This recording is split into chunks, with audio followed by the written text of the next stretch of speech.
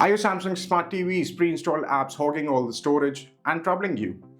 Don't worry, we've got you covered. I'm Priyank, you're watching Candid.Technology, and here's how to delete the pre-installed apps on your Samsung Smart TV.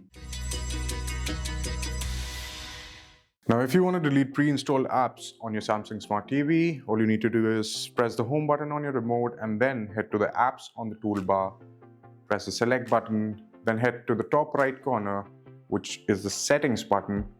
Now, in our case, we've got Glance TV, which was pre-installed. All you need to do is hover over it, press the down navigation button, select delete, and then confirm that you want to delete the pre-installed app.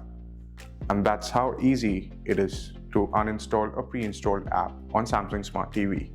If this video helped you, consider subscribing to our channel. Leave us a comment down below telling us what else can we help you with.